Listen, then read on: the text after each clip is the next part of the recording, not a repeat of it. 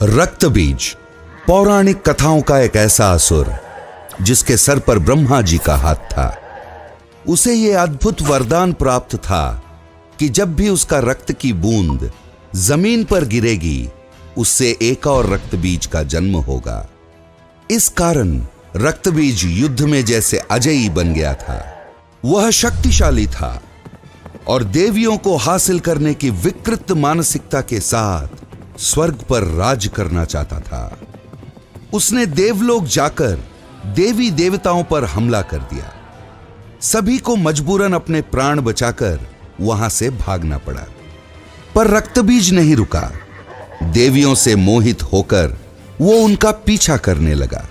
देवी देवता परेशान होकर कैलाश पर्वत पहुंच गए और देवी पार्वती को सब कुछ बताया। देवी पार्वती ने सभी को पीछे हटने को कहा और खुद रक्तबीज का सामना करने के लिए खड़ी हो गई। रक्तबीज ने जब कैलाश जाकर देवी पार्वती को देखा तो वो उन पर मुग्ध हो गया। देवी पार्वती ने उसे लौट जाने का आदेश दिया। रक्तबीज हंस पड़ा और देवी पार्वती की तरफ बढ़ने लगा। देवी ने सामने रखा शिवजी का त्रिशूल उठाया और रक्तबीज पर प्रहार कर दिया। परिणाम स्वरूप रक्तबीज के शरीर से रक्त टपकने लगा और फिर ब्रह्मा जी के वरदान के अनुसार रक्त की हर एक बूंद से एक रक्तबीज का जन्म हुआ। यह देखकर देवी कोपित हो उठी और सारे रक्तबीजों पर हमला कर दिया। इससे कई और रक्तबीजों का जन्म हो गया।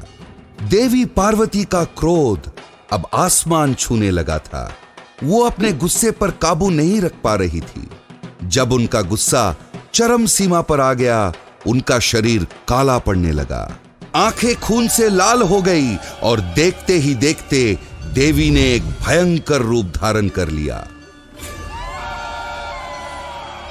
पूरा ब्रह्मांड इस शक्तिशाली भयानक देवी की गर्जन से हिल गया। वे राक्षस जो पराक्रमी देवी के सबसे निकट खड़े थे, उनके गर्जन से ही भस्म हो गए। बाघ की खाल पहने हुए, हाथों में प्रतिशोध की तलवार लेकर, नरमुंडों की माला पहनकर विकराल रूपी महाकाली प्रकट हुई। वो इतनी भयानक थी कि रक्तबीज डर के भागने लगा। मां काली ने एक भयंकर गर्जन किया और रक्तबीज के पीछे दौड़ने लगी। काली मां ने शक्तिशाली प्रहार किया और वो एक एक करके असुरों को निर्मम तरीके से चीरने लगी।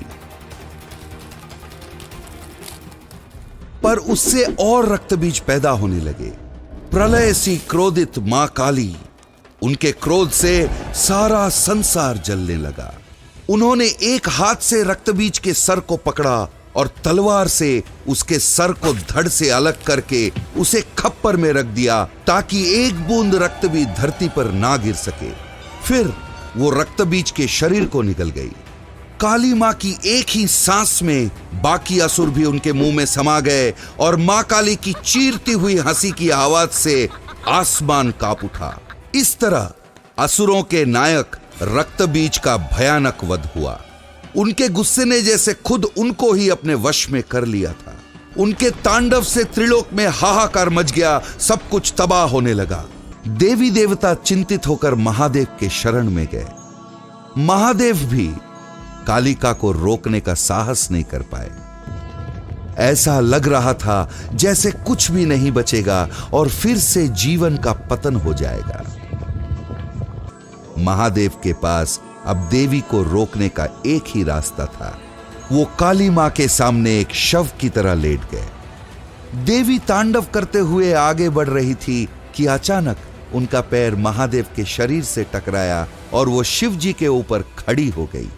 जब उन्होंने नीचे देखा तब उन्हें एहसास हुआ कि जिन्हें वो अपने पैरों के नीचे कुचल रही थी, वो उनके पति साक्षात भगवान शिव जी थे। तब जाकर मां काली शांत हुई। इस प्रकार खत्म हुआ रक्तबीज का आतंक और मां काली का तांडव। मां काली के शरण में दीपावली के एक दिन पहले काली चौदस मनाई जाती है। इस दिन को काली पूजा होती है और इस दिन को नरक चतुर्दशी के नाम से भी जाना जाता है।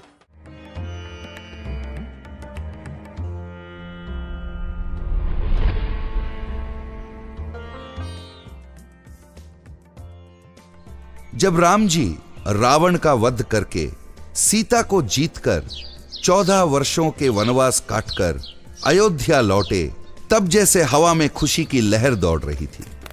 हर कली खिल गई और फूल मुस्कुराने लगे।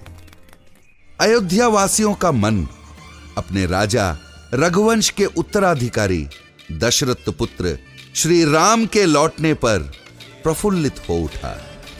हर कदम पर दीप जलाए गए थे। अयोध्या नगरी जैसे एक नई दुल्हन की तरह सजी हुई हो। रावण पर राम की जीत, असत्य पर सत्य की जीत और राम जी के विजयी होकर अयोध्या लौटने के खुशी में मनाई जाती है दीपावली की ये त्योहार।